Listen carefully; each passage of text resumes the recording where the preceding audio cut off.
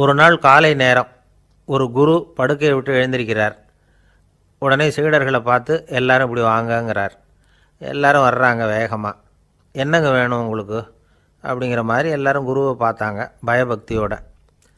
குரு அந்த சீடர்களை பார்த்து, இதை பாருங்கள், இப்போ நான் ஒரு சிக்கலான விவகாரத்தில் மாட்டிக்கிட்டு இருக்கிறேன், அதை நீங்கள் தீர்த்து வச்சா நல்லதுன்னார்.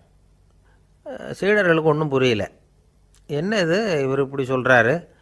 நமக்குள்ள எல்லா விவகாரங்களையும் தீர்த்து வைக்கிறவர் நம்ம குருநாதர், அவருடைய விவகாரத்தை நாம் தீர்த்து வைக்கிறதா? ஆச்சரியமாக இருக்குதே, குருநாதருக்கே சிக்கலா அப்படின்னு யோசனை பண்ண ஆரம்பித்தாங்க. இருந்தாலும் ரொம்ப பணிவாக கேட்டாங்க, சுவாமி உங்களுக்கே சிக்கலா? இந்த உலகத்து சிக்கல்களுக்கும் சிரமங்களுக்கும் அப்பாற்பட்டவர் அல்லவா தாங்கள், அப்படிப்பட்ட உங்களுக்கு சிக்கல்னா அது எப்படி அப்படின்னாங்க. எனக்கு ஏற்பட்டிருக்கிற சிக்கல் அவ்வளவு பெருசு, ரொம்ப பெரிய விவகாரம் அது அப்படின்னார் குரு. கொஞ்சம் விவரமாக சொல்லுங்க அப்படின்னாங்க இவங்க. இப்போ அந்த குரு விவரத்தை சொன்னார். அதாவது நேற்று ராத்திரி நான் ஒரு கனவு கண்டேன். அந்த கனவில் நான் ஒரு பட்டாம்பூச்சியாக மாறிட்டேன். அப்படி மாறி ஒவ்வொரு மலராக பறந்து போய் உட்காந்து தேன் சாப்பிட்டேன் அப்படின்னார். சீடர்கள் இதை கேட்டதும் ரொம்ப திகைச்சு போயிட்டாங்க. என்ன இது ஒரு பெரிய பிரச்சனையா? ஒரு சாதாரண கனவு கண்டதுக்காகவா இந்த காலை வேளையில் நம்மளையெல்லாம் குருநாதர் இவ்வளவு அவசரமாக கூப்பிட்ருக்கார் அப்படின்னு நினச்சாங்க. இருந்தாலும் கேட்டாங்க, இதில் என்ன சிக்கல் சுவாமி? கனவுங்கிறது எல்லாருக்கும் வரத்தானே செய்யும் அப்படின்னார் ஒரு சீடர். சீடர்களே, பிரச்சனை அது இல்லை. நான் இன்றைக்கி காலையில் கண்ணு முழிச்சு பார்த்தப்போ நான் நானாக மறுபடியும் மாறிட்டேங்கிறத தெரிஞ்சுக்கிட்டேன். இதில் சிக்கல் என்னென்னா, இப்போ அந்த பட்டாம்பூச்சி தான் நானாக ஆயிட்டதாக கனவு கண்டுகிட்டு இருக்கா அப்படிங்கிறது தான்.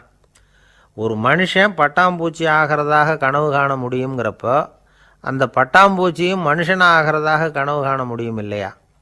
இப்போ எனக்கு யதார்த்த நிலை தெரியணும், எது நிஜம்னு தெரியணும். நேற்று ராத்திரி நான் கண்டது கனவா, அல்லது இது பட்டாம்பூச்சி கண்டுகிட்டு இருக்கிற கனவா? இதுதான் குரு கேட்ட கேள்வி. இதை கேட்டதும் சீடர்கள் ரொம்ப குழம்பி போயிட்டாங்க.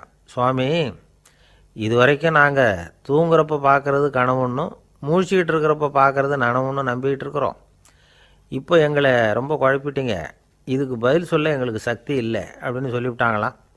அதுக்கப்புறம் அந்த குரு சொன்னாராம், நினைவு தான் முக்கியமான அம்சம். முடிவு கட்டம்னா பகலின் நினைவுகளை விட இரவின் கனவுகளே ரொம்ப உண்மை. ஒருத்தன் தூங்க போனால் தூங்கிக்கிட்டே இருந்தால் அவன் காணும் கனவு பொய்ங்கிறத அவன் உணர மாட்டான். ஒவ்வொரு கனவும் காணும் பொழுது அது ரொம்ப உண்மையாக தான் தெரியுது. ஒரு கனவு கூட உண்மை இல்லைன்னு கனவில் தோன்றுவதே இல்லை அப்படின்னார் குரு. அகில வாழ்வு அத்தனையும் சொற்பனம் கண்டாய் அப்படிங்கிறார் தாயுமானவர்.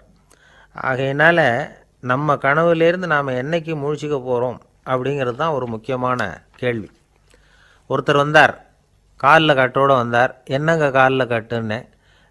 சார், நேற்று ராத்திரி தூக்கத்தில் எங்கள் வீட்டு கூரையில் ஏணியை சாத்தி வச்சு இறங்கினப்போ வழுக்கி விழுந்து காலை உடச்சிக்கிட்டேன்னார்.